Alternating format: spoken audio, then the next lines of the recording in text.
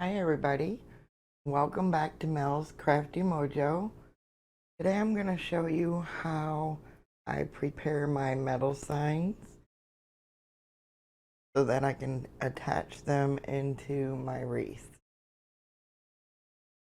So this is actually a sign that Bobby designed and we do have in our shop. If you like this sign, you can swing over to melscraftymojo.com and pick one up. But what we're going to do is I use these little cable ties, okay?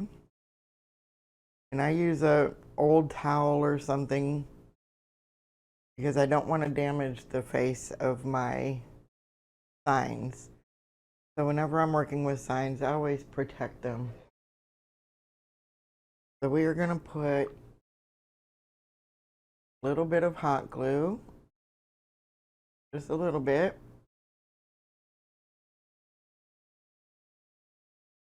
And then we are going to add some E6000 to it. You're just going to add a little bit. I just want enough to hold it in place. Now, if you just use the hot glue on metal, it's going to pull right off. So the hot glue I just use to hold it in place while the E6000 sets up. The E6000 does take time to cure. So that's why I use the hot glue, because the hot glue will just hold it there in place until the E6000 sets up. And then what I want to do is I just want to run a bead of E6000 along the edge. So you want to get it on the edge of that cable tie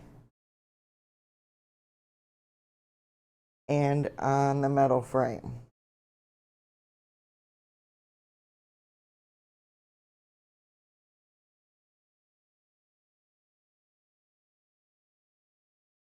I use E6000 a lot because it holds a lot.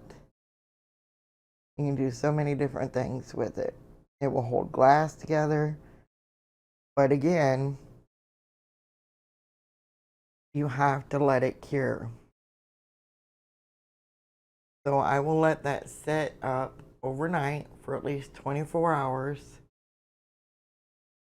And then we will come back and I will show you that it's set up and cured and ready to go. Okay, so we will be right back. And we are back.